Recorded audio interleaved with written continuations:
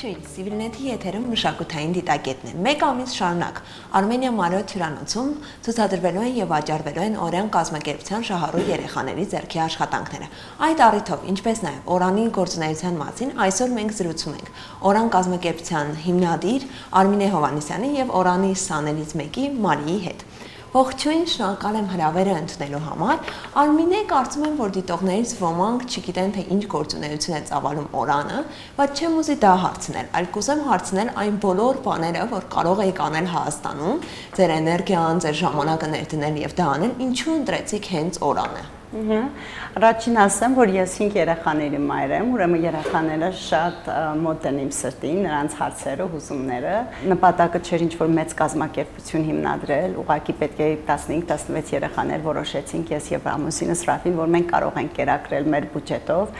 բայց ճակատագիրը իրն է անում եւ Աստված իր ուղիները ունի եւ այնպես եղավ որ մեր ընկերները, բարեկամները բոլորը ուզեցին օգնեն եւ սփյուռքահայ եւ տեղացի հայեր եւ այսօր Օրանը դարձել է լուրջ կազմակերպություն, որը ունի 100 երեխա շահառու Երևանի կենտրոնում եւ 55 մեծահասակ եւ Վանաձորում 55 երեխա։ Մարի, դու քանի տարի ինչ արդեն հաճախում ես Օրան եւ ինչ գործերի ես այնտեղ մասնակցում։ Քո աշխատանքներն են այստեղ մեր մոտ ցուցադրված։ Կպատմես մի փոքր ինչով ես զբաղվում Օրանում։ Մոտ 8 տարի արդեն գնում եմ Օրան։ Զբաղվում եմ ուլունքագործությամբ, զբաղվել եմ մակրամեյով, Օրանի օգնությամբ ընդունվել եմ Արվեստի դպրոց, դաշնամուրի եմ գնում։ Օրանը աջակցեց, որ ես դաշնամուր նվեր ստացա։ Հիմա արդեն մեծ հաջողություններ ունեմ դաշնամուրում։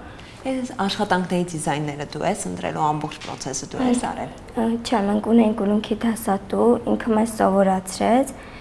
Հետո մենք արդեն որոշում ենք ինչպես կարող ենք անել։ Արդեն 12 տարի է ինչ Օրանը աշխատում է եւ ոչ միայն երեխաներին ապահովում է ուտելիք, այլ նաեւ տրամադրում է համալիր ծառայություններ, թե առողջապահական, թե կրթական։ Կասեք այս 12 տարիների ընթացքում ինչպես է փոխվել մթնոլորտը եւ կարիքը։ Արդյոք կարծում եք, որ 12 տարիների ընթացքում առավել ընդլայնվել է նման երեխաների շրջանակը, թե սոցիալական պայմանները որոշակիորեն բարելավել են եւ առավել քիչ երեխաներ ունեն ձեր կարգ։ Անշուշտ իրականությունը շատ դառն է, շատ ավելի քան թե ուզեինք տեսնել եւ աղքատությունը Հայաստան գնալով աճել է եւ եթե մեզ 12 տարի առաջ մենք էինք փողոցներով փնտրում այս ընտանիքներին կամ իրենց դռները թակում, հիմա մարդիկ մեզ են գալիս եւ դիմում եւ կան ընտանիքներ այնպեսի լուրջ խնդիրներ ունեն, որ դա մի կազմակերպության հարց արդեն չի, արդեն պետք է իսկապես պետական մոտեցում լինի այս ընտանիքներին օգնելու։ Եվ ես ասեմ, որ իմ փիլիսոփայությունը եւ Օրանի փիլիսոփայությունը միայն այն չէ, որ երեխաներին տաք ուտելիք տանք եւ նայենք, որ իրենք առողջ են եւ մտայնապես առողջ են եւ ֆիզիկապես, այլ նաեւ ապահովել նրանց ապագա, տալ այնպիսի ուսում, որ նրանք կարողանան, եթե պետք է համալսարան գնան, քոլեջ գնան սովորեն, իսկ եթե ոչ այնպիսի արհեստ սովորեցնել, թե Օրանում, թե Օրանից դուրս, եթե կարող ենք օգնել, որպեսզի այս երեխաները կարողանան իրենց հացը վաստակել իրենց քրտինքով։ Մարդիկ, որ գալիս էին ու ուզում էին ձեր աշխատանքները գնել, քեզ ուրիշ հարցեր էր տալիս էին, քո կյանքից, քո առօրյայից, Օրանից, ինչով ես զբաղվում, ինչ երազանքներ ունես, տենց հարցեր տալիս էին մարդիկ, ովքեր գալիս էին քեզնից գնել։ Մեծամասամբ Օրանից էին հարցնում։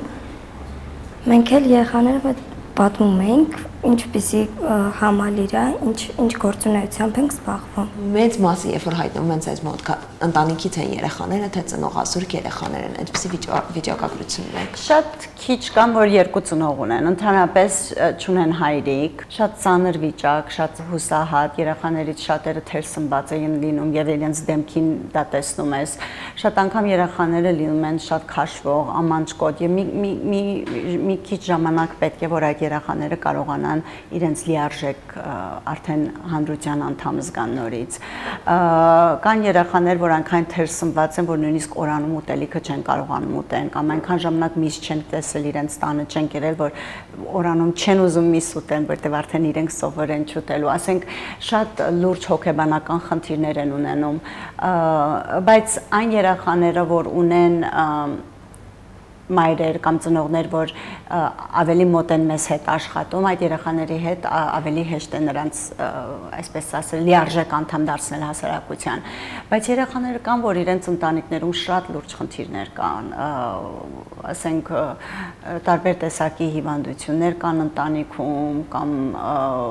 հոգեկան շեղումներ կան եւ այս երեխաները իսկապես հերոսներ են, որ կարողանում են այդ ընտանիքները այդ դժվար պայմաններում ապրել եւ հետո այդ տնից ամեն առավոտ դուրս գալ եւ նոր երես հագնել, ժպիտ դնել եւ կարողանալ նորմալ կյանք վայելել։ Ես անձամբ եմ այցելում այս ընտանիքներից շատերին եւ շատ անգամ ուղղակի մտածում եմ, թե ինչքան ավելի թույլ մարդ ենք մենք, քան այս ծնողները, որովհետև ինչպես են այս ծնողները այս դժվարությունների մեջ դեռ իրենց ուժ գտնում, որ կշարունակեն իրենց կյանքը, իրենց ընտանիքները, եւ իսկապես շատ ուրախանում եմ, որ կարողանում ենք մի փոքր իրենց այս մայրերի ծանր վիճակը անել։ Ես միշտ ասում եմ, գիտեք, երեխաները ինչքան ծանր վիճակում լինեն, իրենց կարող ես միշտ բռնել չարաճճիություն անելուց, վազվզելուց, եթե կոշիկ էլ չունեն, իրենք կարող են առանց կոշիկի պոպիկ վազվզել, ջրի հետ խաղալ եւ ժպտալ եւ ծիծաղել, բայց իրենց մայրիկների երեսների վրա այսպես տեսնում ես այդ հետքերը իրենց դժվար եւ դժբախտ ճակատագրերի եւ այս մայրերն են, որ ես պիտի ուզեի, որ զգան, որ մենք իրենց նեցուկ ենք կանգնում։ Լուրջ խնդիրներ կան նաեւ ընտանիքներում եւ մենք փորձում ենք ինչքան հնարավոր է, որ ոչ թե միայն օրանում այդ մեր հարկի տակ այդ հարցերի լուծումը տանք, բայց նաև աշխատենք ընտանիքներում։ Ես ուրախ եմ ասելու, որ մենք 6 ծնողների նաև աշխատանք ենք ապահովել օրանում, իսկ 8-ից ավելի Քաֆեշջան ընտանիքի հիմնադրամն է աշխատանք ապահովել Կասկադում, այնպես որ փորձում ենք համապարփակ լուծումներ տալ այս ընտանիքների հարցերին, որովհետև միայն օգնել մի օղակը խնդիրները չի։ Այո։ Ցուցահանդես վաճառքը միջոցառումներից մեկն է, որը ամեն տարի իրականացնում է օրանը, փորձելով ոչ միայն վաճառք կազմակերպել, այլ նաև հասարակության տեղյակ կպահել նման երեխաների խնդիրների մասին։ Ուրիշ ինչ միջոցառումներ են նախատեսված եւ ինչքան է տևելու այս ցուցահանդես վաճառքը։ Ցուցահանդես վաճառքը կատարվում է տարին մեկ ամիս եւ ինչ որ վաճառվում է, այդ հասույթը 20%-ը տրվում է երեխային, 20%-ը ուսուցչին, իսկ 60%-ը գնում է իրենց դասարանի ֆոնդին, որպեսզի իրենք կարողանան իրենց մատերիալները գնել եւ ինքնաֆինանսավորվեն, այսպես ասած։ Եվ սրա նպատակն է, որ երեխաները սովորեն, որ իրենք պետք չունեն ուրիշներին խնդրեն օգնության, որ իրենք պետք չունեն ձեռք մեկնեն փողոցում, այլ իրենք իրենց քրտինքով կարող են փող վաստակել։ Եվ իսկապես երեխաներ ունենք այսօր, որ կարող են մրցակցել շուկայում։ Դուք տեսնում եք իմ դիմաց նաեւ Արարատի աշխատանքը, 14 տարեկան Արարատի, սա փայտագործություն է եւ ես ասեմ, որ արդեն մեծ պահանջարկ ունի շուկայում, մանավանդ անգլիական շուկայում, եւ մենք սա բան է, այստեղ գիտեք պանիրներ կտրելու, հաց կտրելու տախտակ եւ ես շատ ուրախ եմ, որ երեխաները ոչ թե միայն փողոցից կտրվում են այդ ժամերին եւ օրանում են լինում, այլ նաեւ իրենք ձեռք են բերում մի արեստ, որը կարող է իրենց ապագայում շատ օգտակար լինել։ Իսկ միջոցառումները շատ են օրանում լինում, մենք շատ հյուրեր ենք ընդունում, տոնում ենք տարբեր տոնակատարություններ, երեք Մարի դուք ուրեիք, դու ասա։ Կպատմես։ Մենք երեք գնացել ենք ջրաշխարհ, շատ լավ անցավ, մեր մանկավարժի հետ միասին գնացինք, լավ ժամանակ անցկացրեցինք։ Մեծ խմբով էիք գնացել, քանի երեխաներ էիք։ Մոտ 20 երեխա ենք, մեր միջի խմբով ենք գնացել։ Էլ ինչ միջոցառումներ են եղել, որ մասնակցել ես։ Ամենատպավորիչ միջոցառումը այս տարի մեր նոր տարվա միջոցառումն էր, որ կազմակերպել ենք Տիկին Արմինեի հետ, շատ լավ անցավ, բոլորը շատ ուրախ ենք։ Կասես, ինչ ես ուզում ապագայում, ինչով ես ուզում զբաղվել, շարունակելու ես այս արհեստները։ Ճիշտ է, շատ եմ սիրում, բայց ուզում եմ սրտաբան դառնալ։ Կպատմես դու օրանում ինչպես հայտնվեցիր։ Մեր օրանի նախկին սաներից մեզ առաջարկեցին Մենք էլ ընդունեցինք առաջարկը ու գնացինք։ Կարելի է ասել, որ Օրանը մոդել է, որ աշխատեց Երևանում, ու այնուհետև սկսեցիք ծրագիրը Վանաձորում։ Իսկապես շատ լավ մոդել էր, որովհետև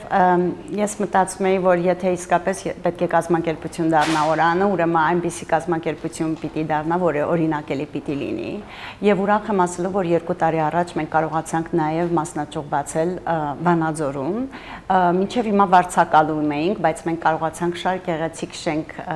այնտեղ կառուցել եւ բոլորին ես հրավիրում եմ շենքի բացմանը հոկտեմբեր 23-ին ժամը 11-ին, իսկապես մենք շատ ուրախ կլինենք մարդկանց ներկայությամբ եւ արդեն այդ օրանում մենք կկարողանանք ավելի երեխաներ ընդգրկել եւ մեծահասակներ։ Գիտեք, կարիքները շատ են եւ կարելի է Օրան բացել յուրաքանչյուր քաղաքում, գյուղում, երանի որ այդ կարիքը չլինի, բայց այսօր այդ կարիքը կա եւ ես կարծում եմ, որ որևիցե հայ լինի Սփյուռքում թե Հայաստանում,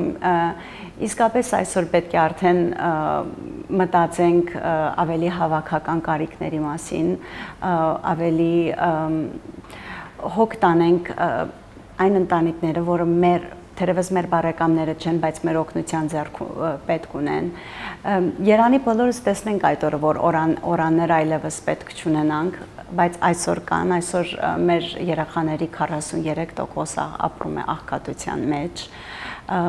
Այսօր ունենք լուրջ խնդիրներ, ունենք արտագաղթ, ունենք լուրջ ապագայի հարց մեր երկրի եւ ես կարծում եմ, որ յուրաքանչյուրի սպառկն է, որ այսօրվանից իսկ մտածենք, թե մենք ինչ կարող ենք, ինչ լումա կարող ենք անել, որ քոնե մեկ երեխայի կյանք փոխենք։ Կպատմես, որ դպրոցից հետո գնում ես Օրան, կոնկրետ ինչով ես զբաղվում, ճաշ ես ուտում,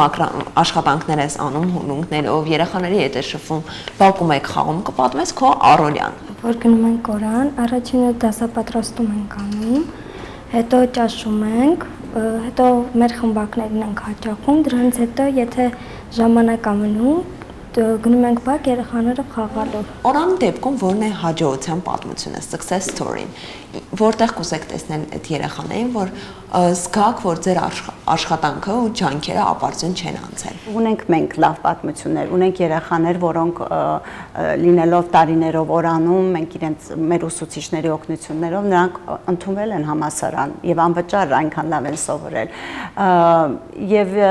ունենք երեխաներ, որ թերևս բարձրագույն կրթությունը իրենց համար չէ եւ ոչինչ, դա էլ ընդունելի է, բայց փորձում ենք գոնե այդ երեխաներին այնպիսի արհեստներ սովորեցնենք, որ կարողանան իրենց ապագան երաշխավորեն եւ նաեւ շատ ուրախ եմ, որ մենք տարբեր ծրագրեր ենք իրականացնում եւ ծրագրերից մեկը եղել է այն, որ մենք վերցնում ենք մեր ավարտած երեխաները, մեծ երեխաները արդեն եւ նրանց ասենք միացնում ենք արհեստավորների հետ, որոնք իրենց արհեստն են սովորում երեխաներին եւ շատ ուրախ եմ ասելու, որ ընդհանրապես երեխաների 50%-ը հետո աշխատանքի առաջարկ են ստանում այդ արհեստավորից։ Ուրեմն դա 2 անգամ ենք արդեն արել այդ ծրագիրը եւ արդեն այսօր 30 երիտասարդներ արհեստներ են սովորել տարբեր եւ աշխատում են այդ արհեստավորների հետ։ Օրանից դուրս գալուց հետո երեխաները ինչպես են պահպանում կապը Օրանի հետ, դուք հետևում եք իրենց առաջընթացին, եթե ինչ-որ կյանքի դժվարին իրավիճակներում են հայտնում, արդյոք կարող են վերադառնալ Օրան, ինչպես է այդ կապը։ Օրանը իրենց ընտանիքն է, ասենք Մարին մեզ մոտ է մեծացել 8 տարի, մենք ունենք երեխաներ, որոնց մենք ամուսնացնում ենք, մենք ունենք արդեն 5 թորնիկ Օրանում։ Երեխաներ կան, որ կապը միշտ պահում են մեզ հետ, նրանք հիմա լավ ընտանիքներ են, հիմն իրենց ծնողներ են դարձել, կան երեխաներ, որ հեռանում են, բայց ես համոզված եմ, որ իրենց սրտի մեջ միշտ կլինի Օրանը,